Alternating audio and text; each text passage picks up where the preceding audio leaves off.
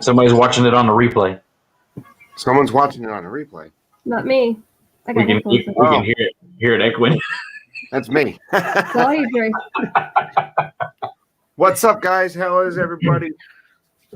When I say what's up, guys, I started watching this one YouTube channel called Bright Sun Films. I don't know, have you ever watched him? Yeah. And he usually starts out, "What's up, guys?" And the whole abandon. I've seen some of his stuff, so I subscribe to that one. They have some good stuff. Yeah. Welcome in and to Not Wasting Time episode whatever, because hey, every once in a while I get lost, or almost all the time I get lost. Today we're gonna the Dean from the Live Place has a list together that they're doing. People's doing top 10s.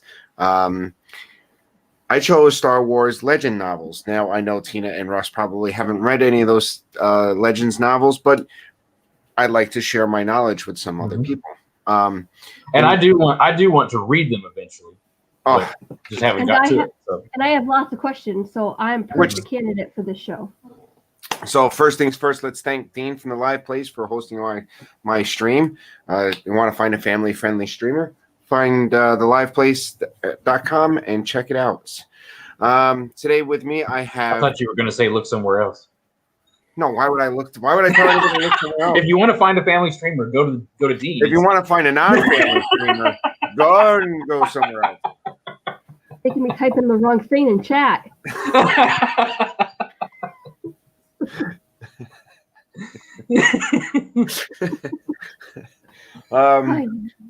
Welcome in, Tina from Tina Marie's Place. Always a guest and always welcome. Russ from What in the World of Russ. Welcome in, Russ. Not always welcome. Oh, you're always welcome. And in the chat we have John. No, not John. Super Fluffy Eddie. Welcome in. I love that name, Super Fluffy Eddie. Tina. Diz our dream, either Jeff or Angela, probably Jeff, hopefully, and Angela, hopefully. They're both sitting together, typing together. They're cuddling on the couch, Jim. They're cuddling. Very romantically. Very romantically. He's got his left hand, she's got her right hand, and they're coordinating. And they're coordinating their typing. I can see that. I'm so romantic. You're so amazing. Kenzie Days, welcome in. My beautiful daughter, Kenzie. Mike Wheeler, gobble gobble, welcome in. Christine Hickman, also welcome in. So, Star Wars novels. I got into Star Wars novel. That's not how any of this works.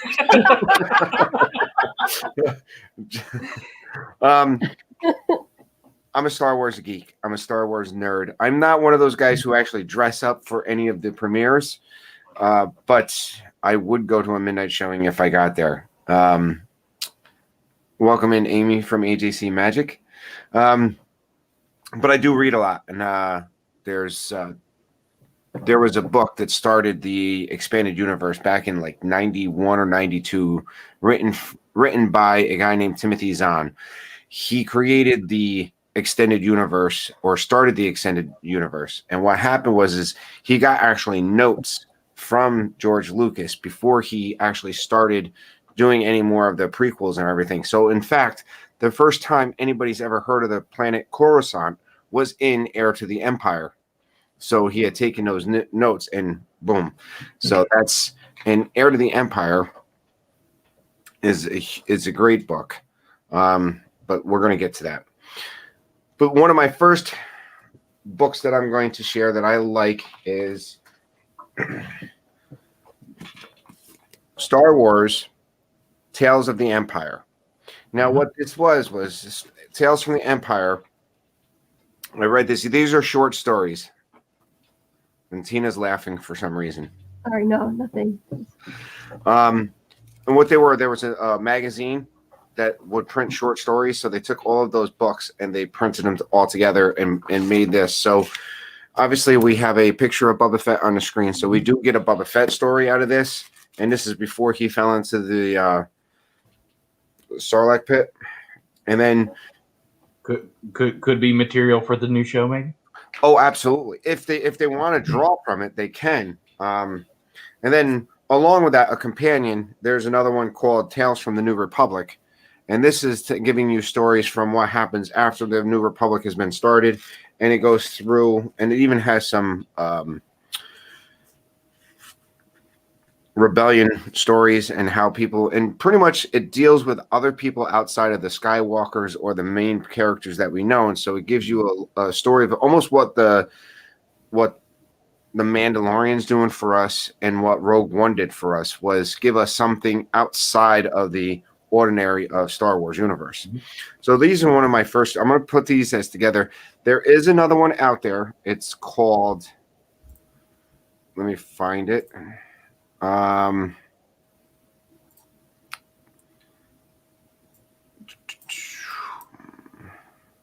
those all the books?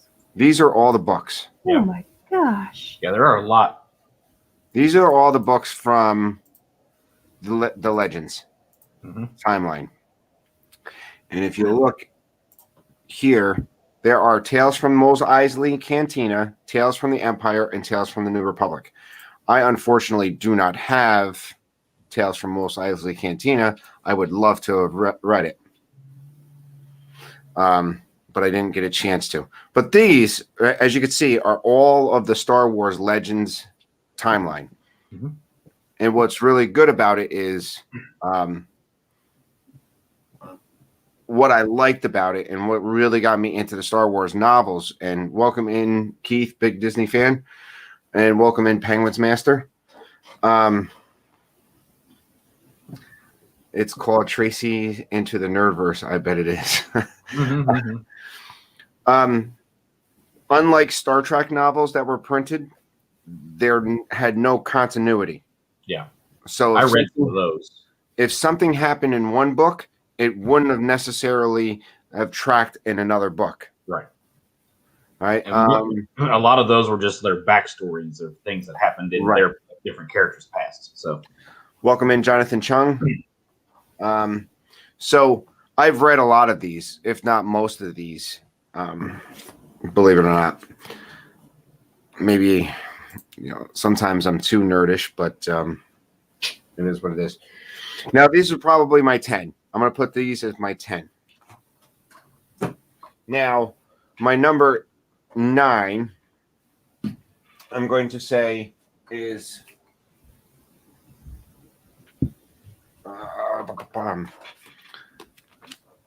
Darth Maul, Shadowhunter. It's a story of Darth Maul before. So on the back it says, after years of waiting in the shadows, Darth Sidious is taking the first step in his master plan to bring the Republic to its knees. Key to the scheme of the Pneumonians and the Trade Federation. Then one of his contacts disappears. Sidious does not need his force-honed instincts to suspect betrayal. He orders his apprentice, Darth Maul, to hunt the traitor down. But is he too late? The secret has already passed into the hands of information broker Lauren Pavan, which places him right on top of Darth Maul's hit list. So it's pretty much what he does to kind of stop the leak before what happens. So this takes place right before the Phantom Menace. What I find weird is that they took these books that took place in the prequel trilogies and turned them all to Legends too. And you guys are smiling at either me being nerdy or my daughter being wise. She wants you to read her comments. The amount of Star Wars books in our home is insane. There is a shelf full of them downstairs, and I thought that was it until Dad went to the attic and grabbed another bag of full books. That is 100% true. And then I was also laughing that you said Phantom Menace again. Welcome in, Lisa. It's Joey's World. So what I disliked about it is they took all of these and made them non-canon, which kind of sucks because these were good. I mean, they fell into the place of Phantom Menace. So now they could turn around and say Mentis. Oh, it's going to be good. Kenzie's going to get the broom. Did you read that? She was like, then her next comment was, I was like, what are you doing in the attic? And then I saw the bag and I said, you're nearly, and then he nearly fell down. Phantom Menace. It's not like a brand mantis. Phantom Menace. If you say it wrong again, I'm gonna hit you with the broom. Say it correctly. You're not a dummy.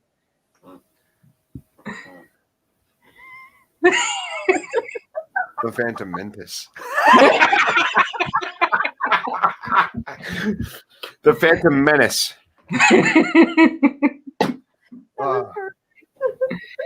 She's getting a broom.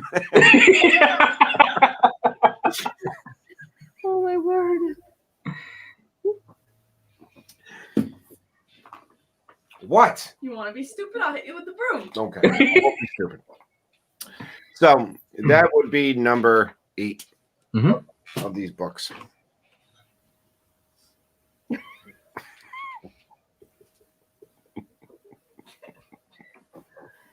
Whatever. Oh, sheer comedy, folks. So next is it actually takes place in the timeline, what they call 1,020 years before Star Wars: A New Hope. And there's 2 books that were written at this. Is called Darth Bane: The Path of Destruction and Darth Bane: The Rule of Two. Now this pretty much tells what happens after the Jedi and Sith War, and how Darth Bane decided that he is only going to have 2 apprentices. It's going to be 2 apprentices, 2 Sith, 1 master, 1 apprentice. So he would be the first master, who then takes a apprentice, who is the first one that we know of that uses a double-sided lightsaber. So wait a minute. I have questions. Go ahead. I have answers, hopefully. Okay, when the original trilogy came out, there was already books that were written, right? No. There was no books at all written. Yeah, the movies came first. Okay. That's it. That's all. I mean, and then they wrote. I knew that they wrote companion books to the movies as well, which I do have, and I have read. In fact, the first book that was written after A New Hope was called A Splinter in the Mind's Eye, and it was actually considered canon before Disney run it on, and they worked it into the storyline. Now, the only person that messed with the Star Wars novels timeline was George Lucas himself, because in these books, somebody else created the Death Star, and then we had not the Phantom Menace, but Attack of the Clones, where we find out that somebody else made the plans for the Death Star. So Lucas played with the novels himself. Yeah. Well, because that's I mean, he was still in charge of it then. I mean, that was when it was just him basically coming up with the stories. So, I mean, he was giving the information to the authors and then letting them write. Right. So the back of this says, as the last surviving Sith, Darth Bane programmed the harsh new directive, the Rule of Two. Determined to put his policy into action, Darth Bane thinks he has found a perfect apprentice. Xana, though young, possesses an instinctive link to the dark side that rivals his own. Under Darth Bane's tutelage, she will become an essential in his quest to destroy the Jedi and dominate the galaxy. But there is one who is determined to stop Darth Bane, a Padawan of a Jedi Master, Lord Hoth, who died in Bane's hands in the Sith Wars. Though the rest of the Jedi scoff at him, he believes that there are surviving Sith is unshakable, but not even he could foresee the astonishing new knowledge of power that Darth Bane discovers through the Force-induced visions, power that will alter him in ways he can never be imagined. So, another good book. Super Fluffy Yeti had a question for you. Go ahead. Well, let's see. How long did these characters' natural lives? Human length and the extended human length, or hundreds of years? And it really just depends on what Star Wars species it is. Like if you talk Yoda's species, which is unknown, who lived to be an old age of 900 some years old. The book that I'm actually currently finished, which just came out, which was the High Republic era, actually discusses Yoda as a master who's on the who's on a Jedi council as a master way back when during the High Republic.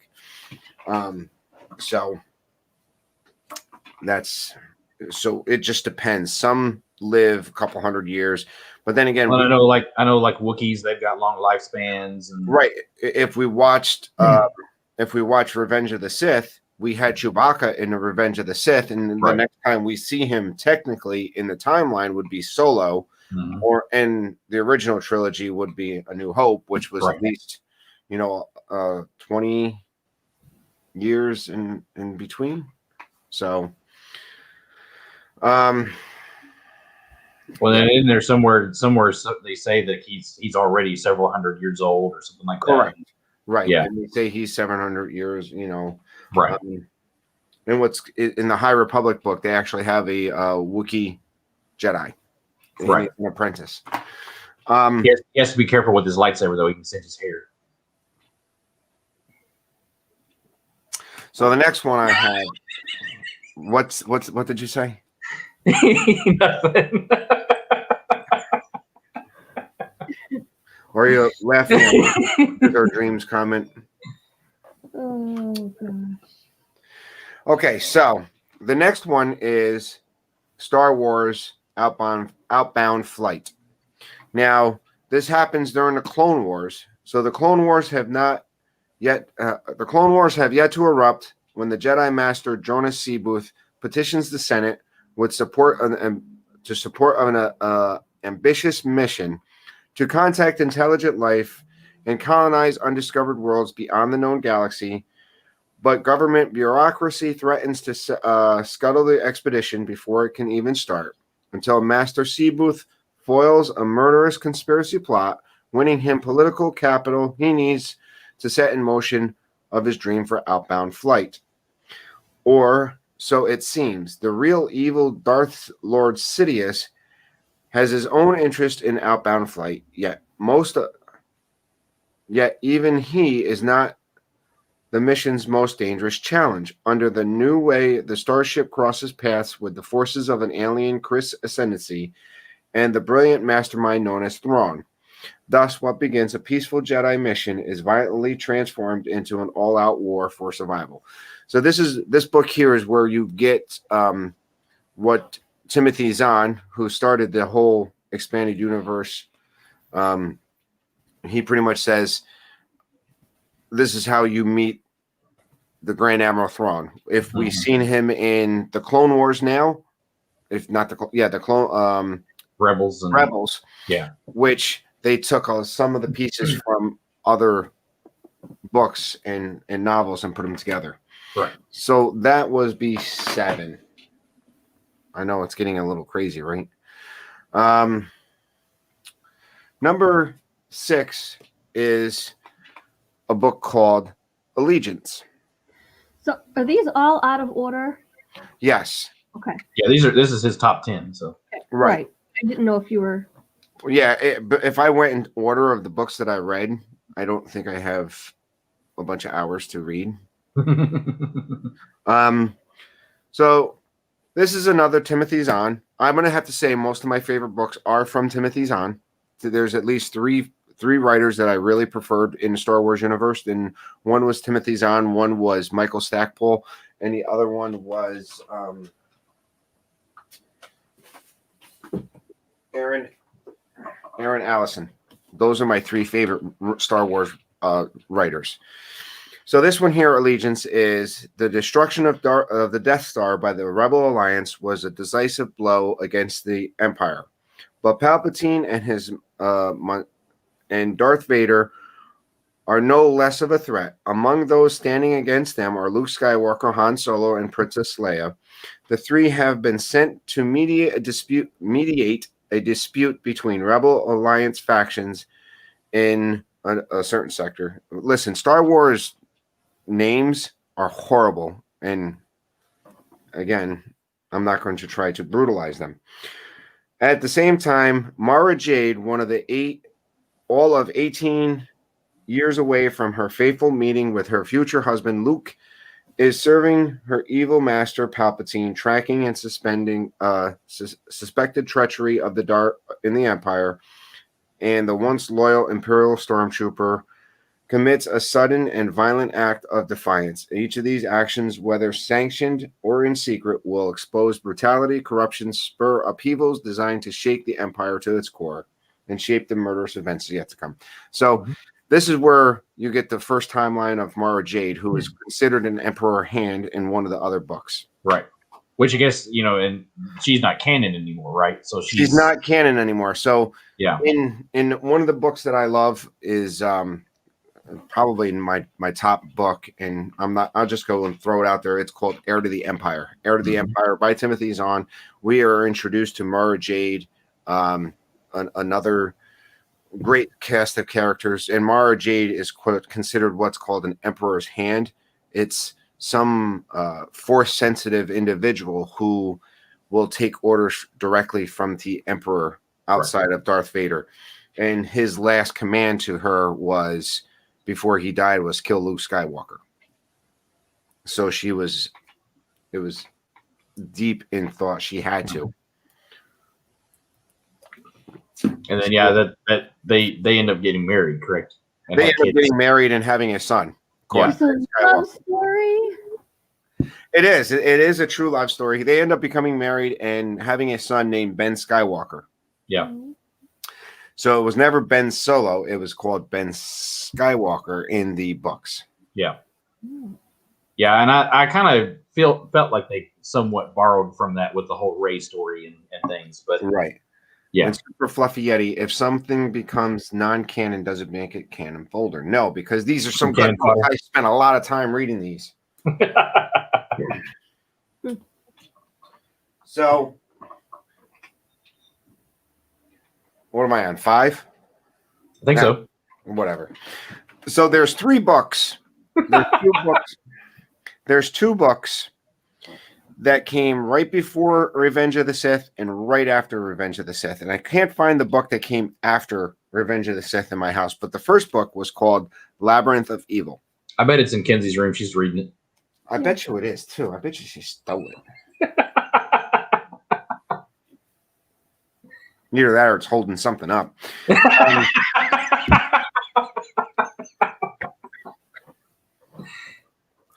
So this is the wars erupted between Attack of the Clones. Nearing a boiling point, the dauntless separatist forces continue their assault on the teetering Republic, and the diabolical triumvirate of Count Dooku, General Grievous, and their master, Darth Sidious, fine-tune their strategy for conquest. So this takes place right before, and the next one... the next one is Darth Vader. I can't find it. It's Darth Vader.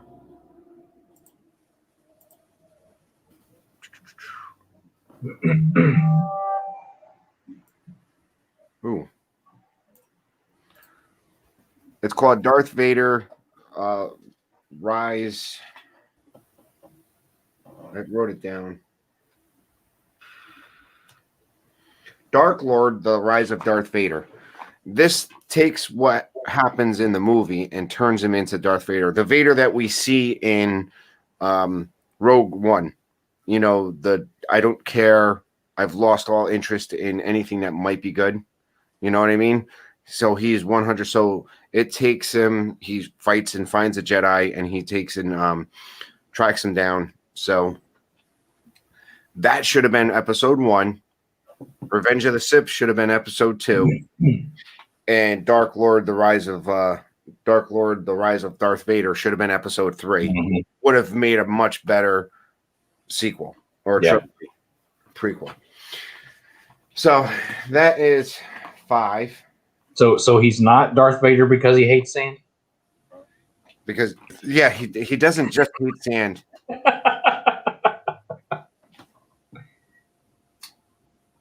Number 4 is the first book of the new Jedi Order. I can't find it here at my house, unfortunately. So, but I will. It's called.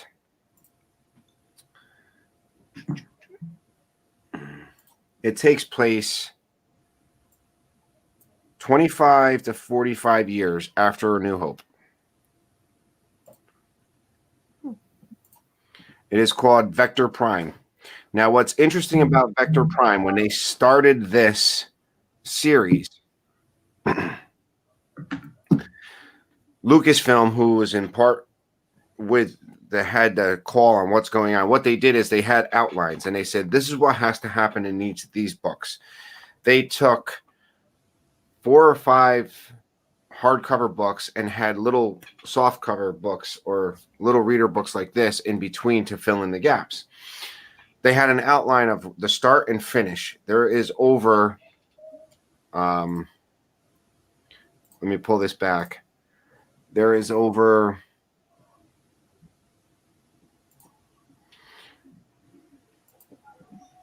and I'll run these down real quick. In this series, there was Vector Prime, Dark Tide Onslaught, Agents of Chaos. Balance Point was a book, was a hardcover book. And then you had Edge of Victory 2. Star by Star was another hardcover book before they moved back into some of the soft ones. Traitor, no, it was a Destiny's Way was a hardcover book. And some of these trilogies and duologies. And then Unifying Force was their final hardcover book in this series. So all of this was one big storyline. Mm-hmm. So in Vector Prime, the whole idea is that outside of the known galaxy, these invaders come in and they hate all technical, any mechanical spacecraft or anything, no droids, everything had to be biomechanical. Like everything was growing for a reason. Their weapons were living things, their spaceships were living things. So they hated the fact that all the people in this galaxy were using ships and so space Amish. Pretty much, yeah, space Amish. But they enjoyed pain. So they enjoyed pain. So they would scar themselves. They would have ritual scarring, and they pretty much take over the whole galaxy until they're finally beat back. Now in Vector Prime, Lucas was contacted by the Lucasfilm and said, we want to make something huge about this book. What they decided to do is kill off one of the movie characters in this book. Lucas said, you can kill off one of the characters, but it cannot be Luke, Leia, or Han. Right. So who's that leave? There's only 4 main characters from the movie. They kill off Chewbacca. I was gonna say they kill. That's when they. Yeah, I knew that he was supposedly killed off in the books, but yeah. So when they kill off Chewbacca, it sets Han Solo spiraling. You know, He's lost his best friend, his co-pilot, and it pretty much puts a huge strain on Leia and his relationship. He finds, and then by the end of the book, he actually comes back. Now, this is also when you find out that there is a twin son. There's a daughter and a son named Jason and Jacene. I think her name is. It's been a while. They are the first 2 twins born to Leia and Han Solo, and then there's followed by a third son, another son, which is called Anakin. So we had Anakin Solo. Have I lost you yet, Tina, or are you laughing? No, I'm.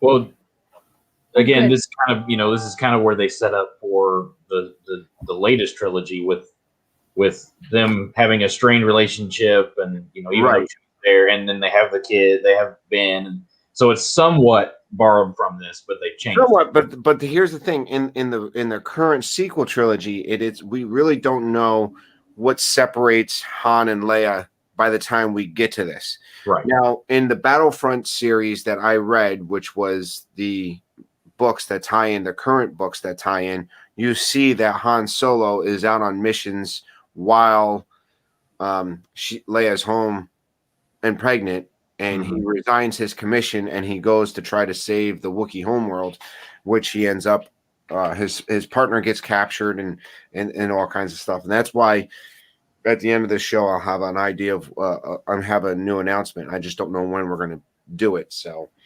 so number 4, are we on number 4? I think so.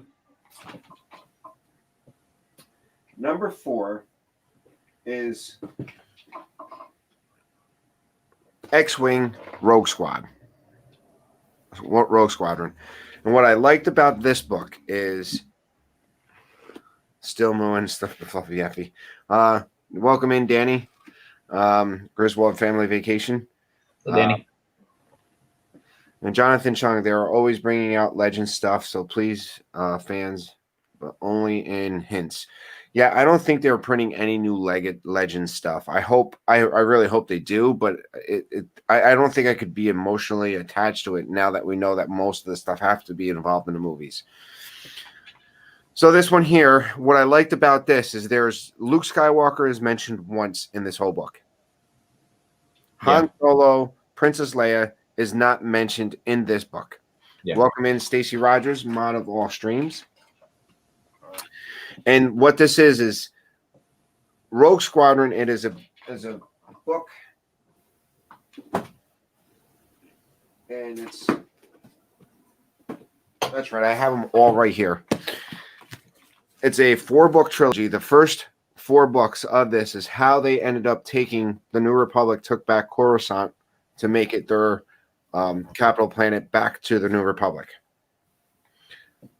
Yes, these are all 4 of these, Jonathan, are written by Michael Stackpole. So all of these are, and this is what really got me into Michael Stackpole. This is not the first book that I've read of his for the Star Wars, and I'm going to get to that because that's my number 2 favorite book. So here we have what it is the very name strikes fear into the enemy hearts, or Rogue Squadron. They are sleek, swift, and deadly. They are the X-Wing fighters. They are as the struggle rages across the vastness of space, the fearless men and women who pilot them both risk their lives and their machines.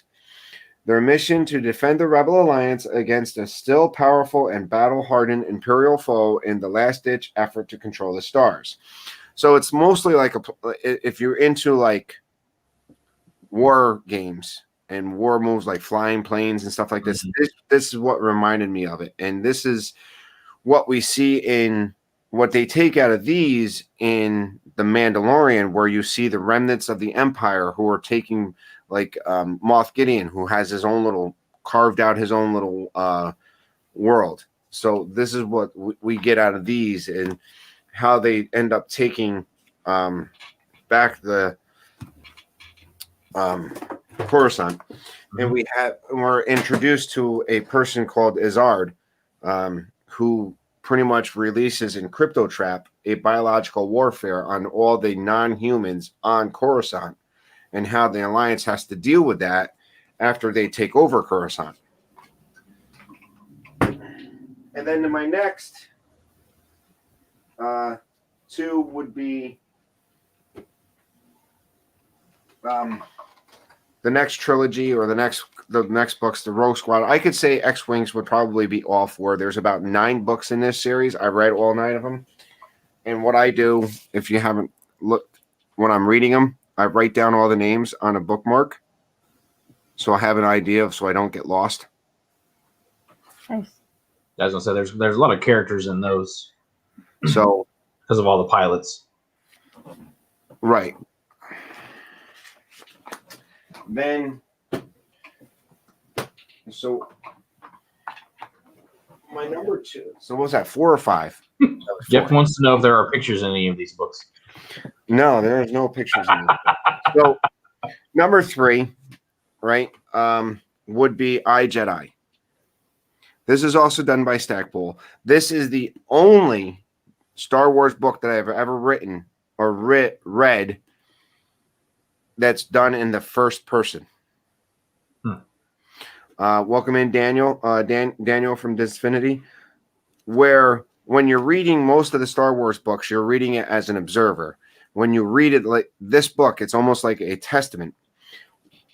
Because this book here is one of the guys from the pilot, the one pilot that we really get to know in this book has force sensitive abilities, and he becomes a Jedi.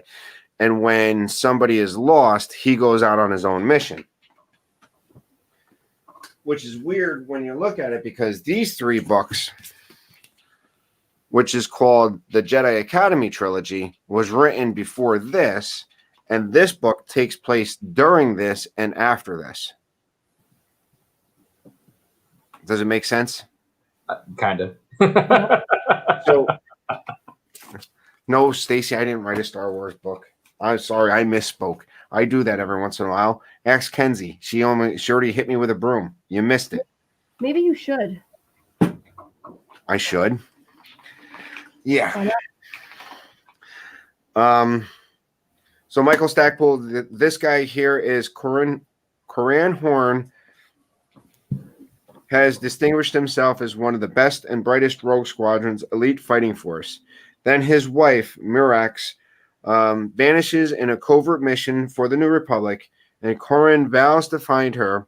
To do so, he knows he must develop his latent force powers inherent from his grandfather, a legendary Jedi hero. He joins Luke Skywalker's famed Jedi Academy to begin training, only to quit in frustration at Skywalker's methods. Now Coran Horn is on his own, using his Corellian undercover experience as he must infiltrate, sabotage, and destroy a ruthless organization in order to prevent his wife. But to succeed, Coran will have to come to terms with his Jedi heritage and make a terrible choice: surrender to the dark side or die. So that would be my number 3. Now, the only graphic novel that I have in this is what's called Star Wars: The Dark Empire. This takes place about 6 years after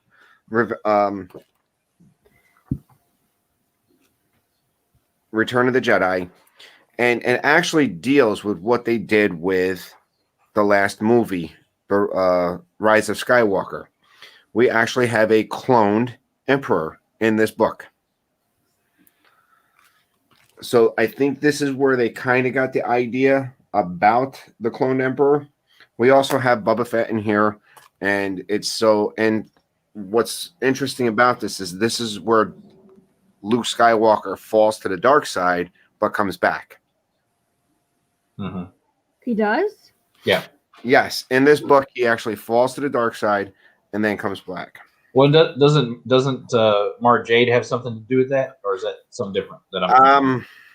Because again, I've not read these. These are just little snippets that I'm hearing, and remembering little things. But I think. I was thinking that she had I think Leia has something to do with it more. Oh, okay. But it's weird because the cloned emperor that they have in here is like a very young emperor. So, like,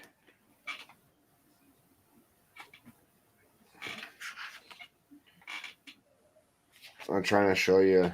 So it's like the young emperor and young Luke, and they go to space camp.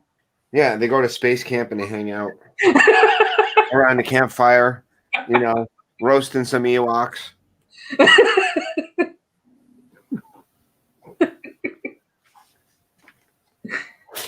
Playing Nub Nub.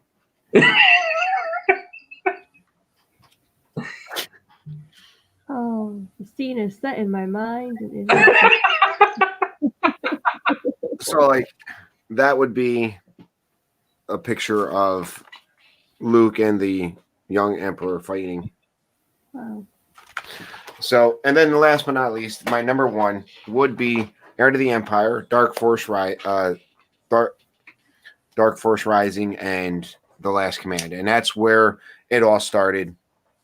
So, Porgs, Porgs, Porgs. Ewoks. You know, I guess Ewoks if you're hungry, Porgs if you need a snack.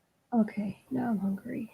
Well, no, and I haven't really read any of the comics, but I know there are quite a few of the Marvel comics that they do. You know, Star Wars Marvel comics that Well, and the that thing is also are have a lot of storyline and things. So, but again, I know too those are later on as well. Right, these were actually put out by Dark Horse. Right. Yeah. So Dark Horse had bought out, which was bought out by Marvel. But yeah. Right, and then Marvel ended up, and then which Dark Horse was bought out by Marvel, and then Disney bought out Marvel, and then Disney bought out Star Wars. So now they have all of this, you know. Have all Okay, so all right, let my brain compute. So the people that are writing these books, are they doing it on the authority of who's the Star Wars guy? Lucasfilm. Or Lucas. Not Lucas himself, but Lucas gave direction to Lucasfilm or Lucas Books and said, "You can do this." So, because it made Star Wars a lot of money. You got to remember, from 91 to 97, there was nothing as far as movies or television. So how are they making money? They made a lot of money in these books. Mm-hmm. So the authors are official Star Wars writers then? Well, what they did is they contracted with independent writers who were already in the fantasy genre. So they were either in space genre or a fantasy genre, and they said, this is what we want to do. Are you interested in doing it? And what did Stacy said? I thought this was an hour show. Do we have enough time for Tina's brain to do anything? Sorry, Tina. No. Well, and two now they've got the story group, right? That kind of helps to set along the storyline, right, and keep things in canon or whatever.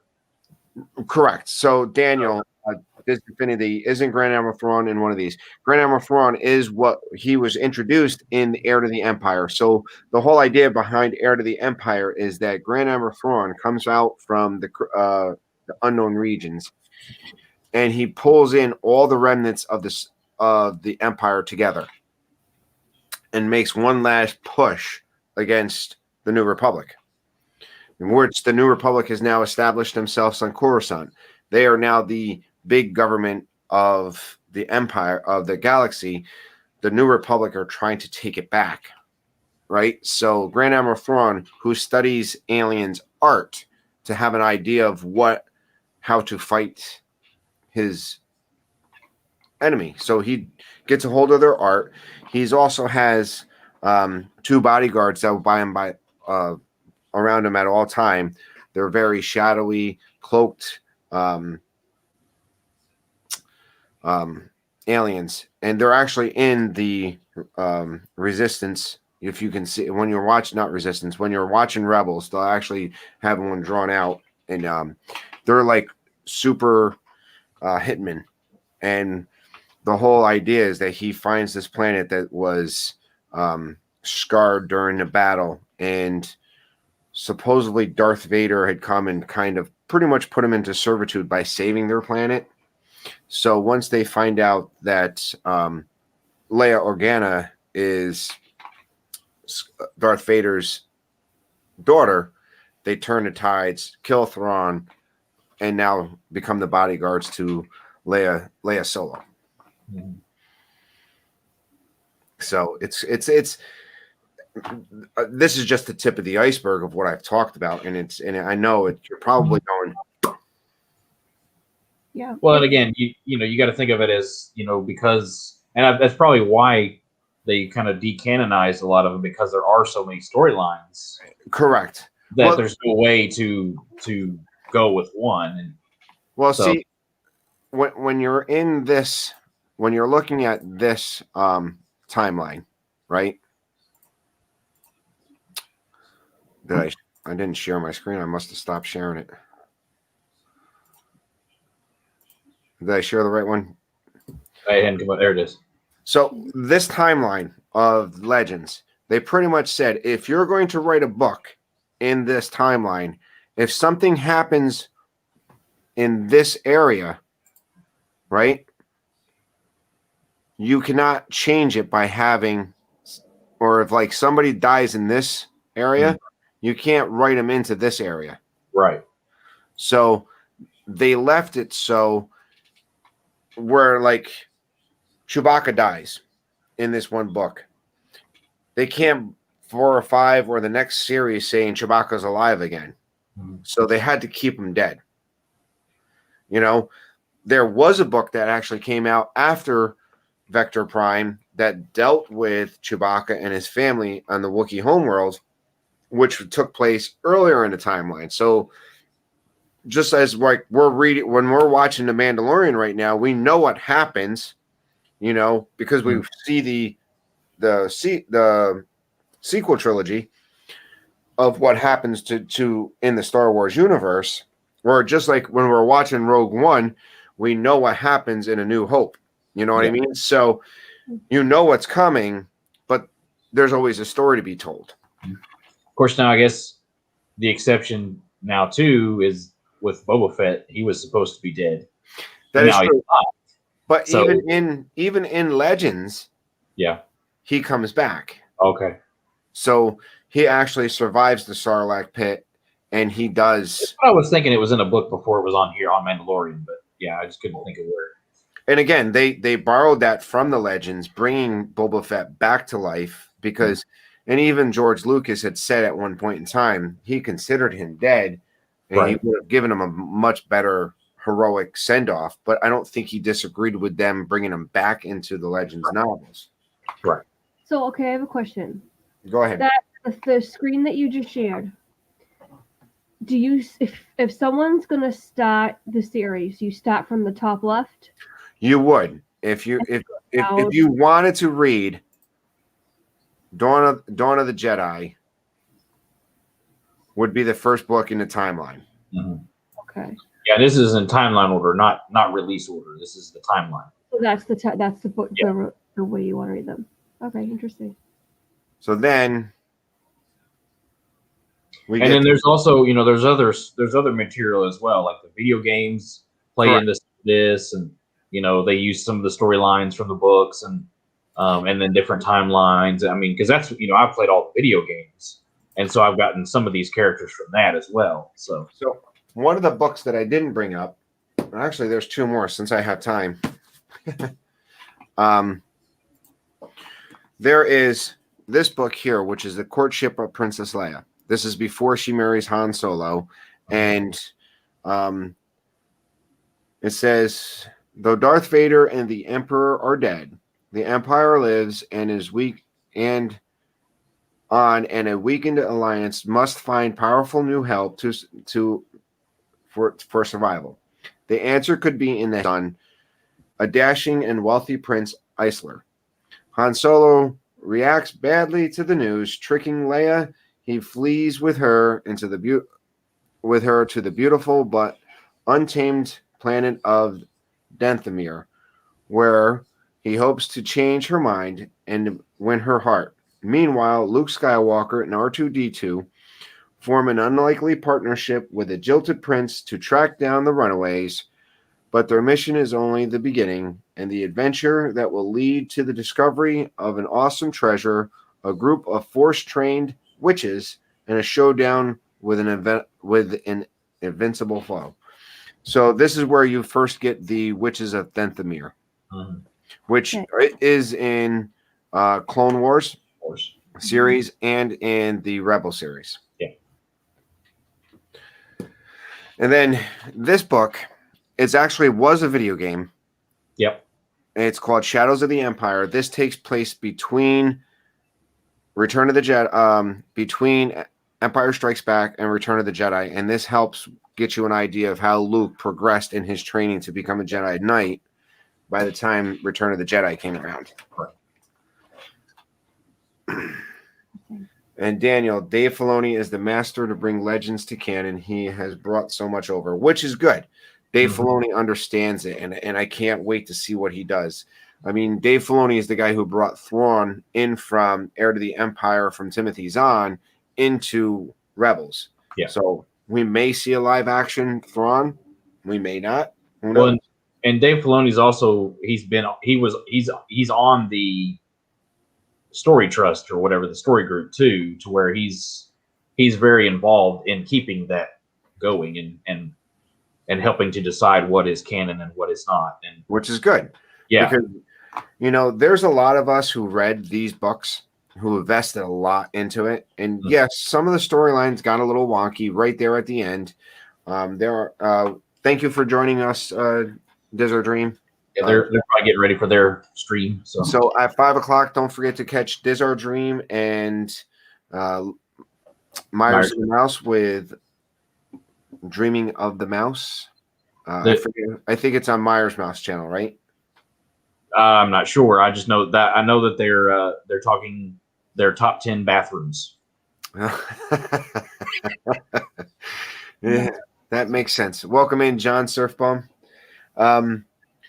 So I love it. We spent a lot of the people who read these books spent a lot of time, and we got a lot of knowledge. And I really hope that as we who read these books start looking and watching some of the stuff that are coming out, we're recognizing that they're pulling some of this stuff in. No longer dreaming. Myers moved. Yeah, it's on Dizzard Dream's channel. So. It's on Dizzard Dream channel. So please check them out at 5 o'clock. So, guys, thank you for showing up and joining me. I kind of had no idea what I was going to do until the last minute again, because I do so much planning. And by the way, Tina. Yeah. I wrote a list before the stream. Yeah. Well, Granted, it was 15 minutes before the stream. At least you had a list. I don't know how he does it. I'm like fully prepared. I mean, I do it the day of, but I do it well in advance, like my top 10 from yesterday. But he just comes on, he's just winging it, and then bears. It's beers. Top 10 food. I'm still laughing about that. 4 hours later. Yeah. But it's true. All the beers in Epcot. Like you take two, you're like the kid in class, right? That doesn't study for the test, comes in, sits down, and aces it. And I'm the one that studies for like 2 months and I get an F. I'm like, how does he do this? Super Fluffy and Yeti. Next week, I will be trying to do, if I don't get stuck at work, which there's a good chance that I might get stuck at work. I'm hoping I don't. If I am on, we're going to do the Lego build. And the week after that, we're going to, I think we're going to do the next episode of Sherlock, where we did a study in, no, what is it? Study in Pink. Yeah. What is that? It's her little Mandalorian thingy that she built the other night. Oh, that's cool. 2 weeks ago. I talked to a couple people, and I want to do the next episode of Sherlock from the BBC Sherlock. Can't remember the name of the next episode, but it's worth watching. And so that's in 2 weeks. So next week we'll be doing a Lego build. I have a Boba Fett Lego that Kenzie will probably be putting together, and me aggravating her with it. Because she, the Phantom Menace. Yeah. I'm just waiting for her to call and say, I heard that. So, guys, thank you. What do you got coming up, Tina? I think Russ, am I on with you Saturday? You can if you want to. Because I there is a lot this week, and I forgot a lot of things. So I guess Russ with Saturday with Russ, not Russ with Saturday at 3, and then I'll be on with The Adventures of Gonzo at 10:30 on Saturday, And book club next Tuesday at 3 p.m. More of wonderful James Bond. I actually had to order the book, so my job when it comes in is to read. What chapter are we up to? We're up to chapter 8 for next week. Beware chapter 4.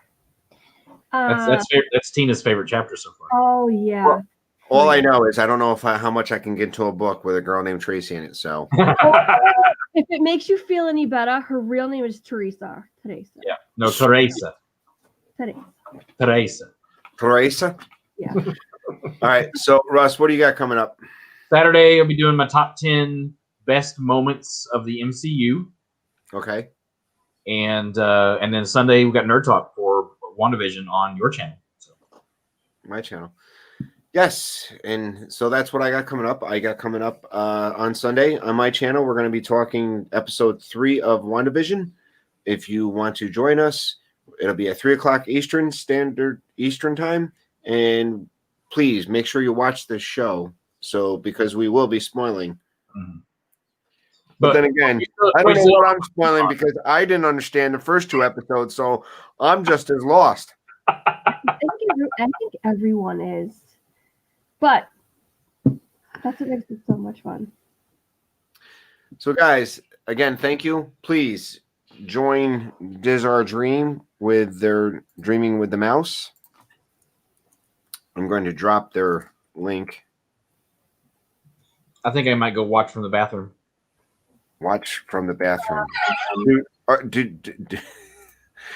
Do they want to know you're watching from the bathroom? Oops, what I just dropped. No, so I just dropped their link in the chat for their show. I would say drive to Disney Springs and watch it in one of those bathrooms. Or a resort. Yes, or a resort. So, guys, thank you for being here. Chat, thank you for being here. I know there's a bunch of different things going on. Life is crazy. I thank you for coming and hanging out with us. Next week, I'm planning to be here. If not, I'll let you guys know when I'm on with Tina. Hopefully, she invites me next Wednesday. And I'll let you know for sure if I'm going to be streaming. We should be doing a Lego build next Thursday. If not, after that, the week after, we're going to be doing Sherlock with Tina, Russ, and hopefully another guest. Mm-hmm. All right, guys. Thank you for all being here. Thank you, chat. Again, check out the Live Place. Dean, Live Place, thank you so much for hosting the channel. And, guys, thank you for giving me your Thursday.